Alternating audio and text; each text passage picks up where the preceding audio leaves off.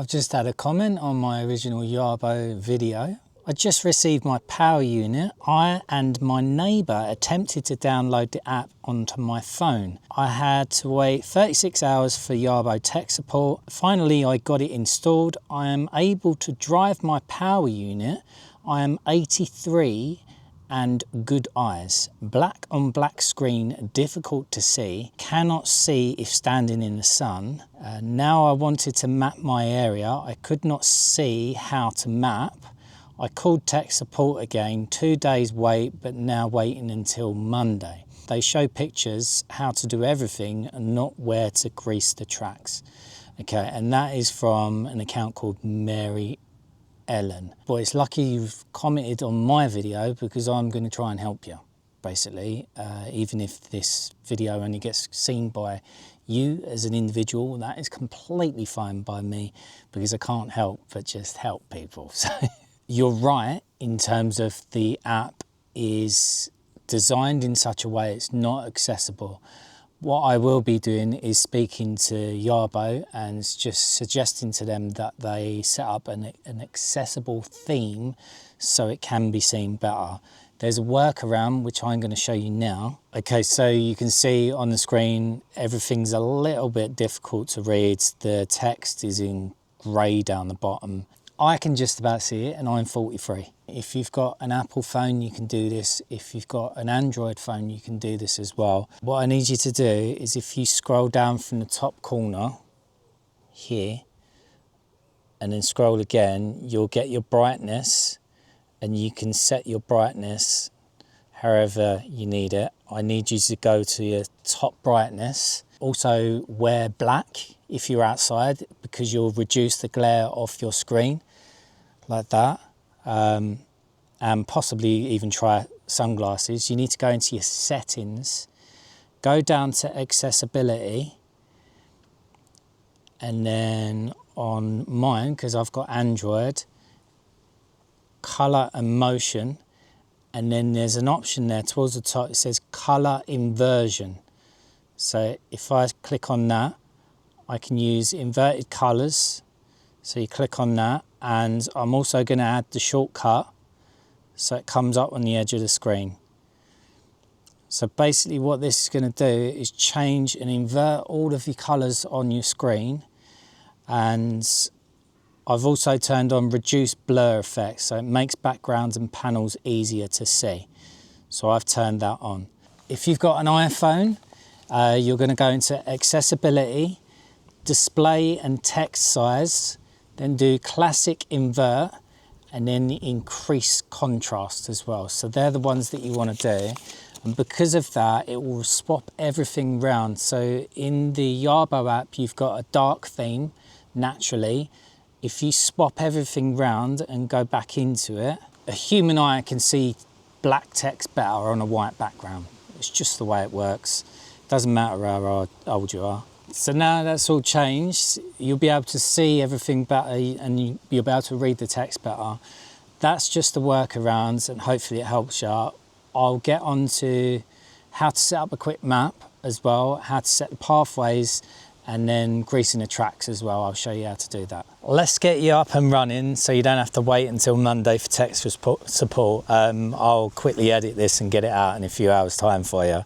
Right, you just need to map your area. Your screen will look slightly different to mine because at the bottom, right there, it says enter my yard. Yours is gonna say start a map or create a map, I think it is. So it's right at the bottom of the screen there. First of all, absolute respect at being 83 and getting a machine like this. Technology, yes. Is you're gonna click create a map, okay? And then up the top there in the top corner, it's going to go edit map. Okay, and then there's going to be down the bottom, there's going to be a plus sign. So I'm going to push the plus and it's going to ask me what I want to do. So whether I want to do an area, a pathway, a no-go zone, docking station. I assume you've already set up your docking station. Now's your opportunity to do that. I'm literally just going to show you how to do a pathway and an area. Once you've got your head around that, hopefully you'll be able to do everything else. You might have to set up your docking station first of all. We're going to set up an area. Okay, so it says please drive the Yarbo to the edge and click start to add the work area. So we're actually going to drive it to the work area first. We've set the work area up first, and then we can set a pathway to the work area back to the docking station.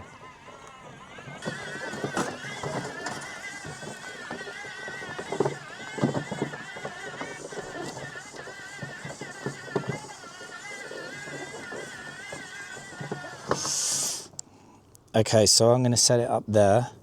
So then I'm going to push start. Right, now I just need to drive it round where I want it. You can actually zoom in on this, on the map. So I'm just pinching this.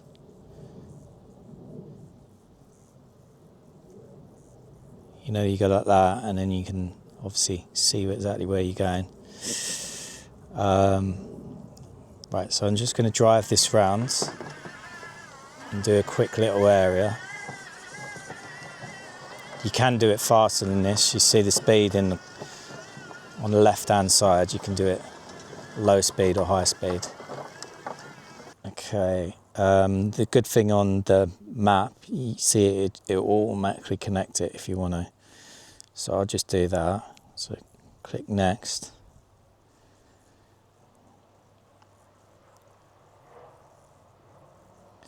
Right, this is where you can set up everything that you need to do. How high you want to cut it and everything like that. So that's the settings for that particular area. So I'm going to save that. Okay, and then it's going to say another option, unfinished, create a pathway, create a dead end. We're going to create a pathway because you need to put a pathway from that to either another area or your docking station. So I'm going to go this way. So if I click start, and then I'm literally going to drive it back.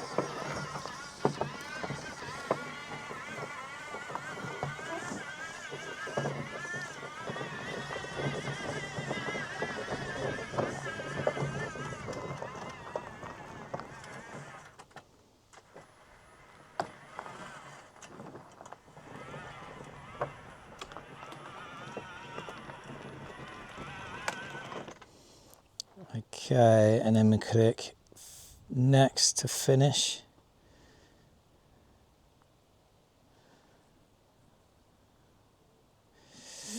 Okay, you can set up your pathway options as well. You might need to turn off vision or ultrasonic detection depending on how tight your spaces are, and then click save. Okay, and then that's it. Basically, you can set up all your areas and your pathways now. Now, obviously, depending on your phone, your screen's going to be hard to see out when it's sunny. Like I struggled then. So you either need a different phone that's better. Maybe you can get an anti-glare screen protector, possibly, or just do it in the evening before, like is it dusk? Right. Let's have a look at where you grease the tracks. Okay, in your box, you get this little plastic block. That's when you're lifting up this onto its side, but you can also use it for this as well. It's just a little bit easier. I think what you should probably do is take the panel off, remove your battery so this unit is lighter, and then you're going to tip it up on its side. You don't have to do this, you can work on the floor if you want. This is just so I can show you, it's a little bit more accessible. Okay, so once you've done all your cleaning, you've got all this stuff out. You use your blower and everything. The toothbrush is good. Clean your tracks as well. Get all the dust off, okay? And then what you're best off doing is getting a kid's toothbrush. You need to put the lubricant in that middle section just there. So let me turn that round. You see that? In between these two knobs. So that is where the rollers go. So that is the bit that needs lubricating. The lubricant that you need, I'm going to use this. It's just the one I've got at the moment. This is a silicone lubricant. It's normally for like O-rings and stuff. You can either use this or a high vacuum lubricant. The high vacuum one is similar to this, but it's thicker. So the thicker lubricant is going to stay on your tracks for longer, and you won't have to lubricate it as often. If you use a silicone lubricant, you're going to have to do it more often, especially in the winter if you're using the snowblower and stuff like that. So the silicone one, you have to lubricate it every 1 to 2 weeks. The high vacuum is going to be 3 to 4 weeks potentially, unless it's in the winter when you'd probably be doing it weekly anyway, regardless. Make sure it's fully clean before you put any lubricant on, because obviously you don't want any grit or anything. It's just going to wear everything down. The reason why I'm using a kid's toothbrush, because it's got really soft bristles, it's easier to lay the actual lubricant off. So I'm literally just going to spread it in here, in between them knobs. And then once you've done it a certain amount, you can still turn this track. And then you'll do all the way around. And if you want to lubricate any of this, you need to use a dry lubricant, so graphite or PTFE. Hopefully that's helped you and you get to see this video. I will be replying to your comment, link in this video obviously. If you do have any questions, I'll try and help you more, providing I've still got the machine, because this is actually on loan to me. And I'm making a second video now and it will be going back.